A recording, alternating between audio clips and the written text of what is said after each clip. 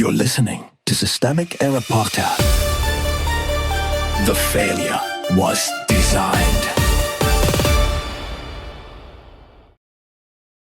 Trump struggles to keep his eyes open as cabinet showers him with praise, based on an article by Sarah K. Boris.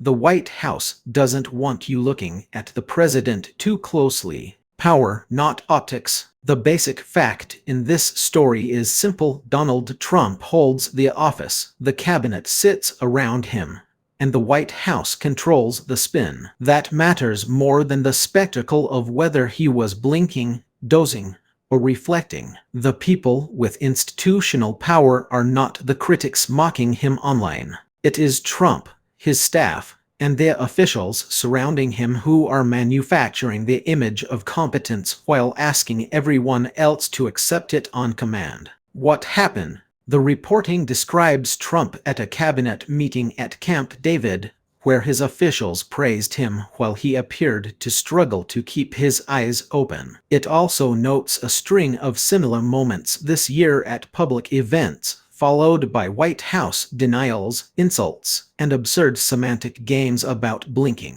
That is the whole structure: visible behavior, denial, ridicule of observers, repeat.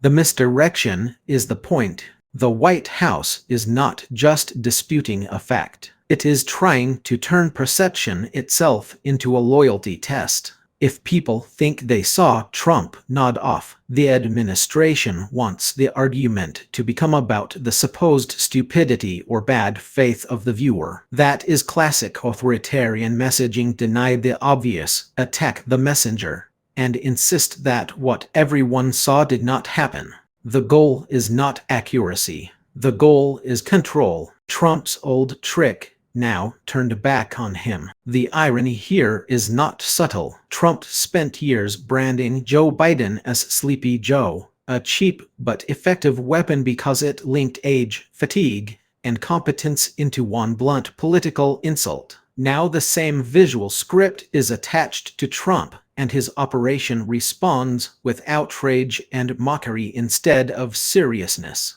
That tells you something important. This is not our principled concern about presidential vigor. It is a propaganda tactic that works only until it lands on the person who uses it. The real failure, what makes the framing weak, is that it treats the story as a personality gag instead of a governance problem. A president who appears unable to stay alert in public, surrounded by aides whose instinct is to lie aggressively about it, is not just a punchline. It is evidence of a political culture that values image management over accountability. The officials in the room are not there to correct the record. They are there to protect the brand, even when the brand is visibly fraying. The larger pattern.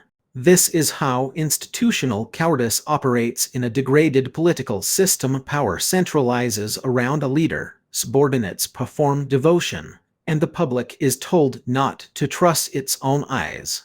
The same machinery that insults critics as depraved morons for noticing Trump's condition is the machinery that excuses far more serious abuses, because once a government can bully people out of believing what they see, it can bully them out of believing almost anything. That is the real story here, and it is bigger than a man at a funeral with his eyes closed.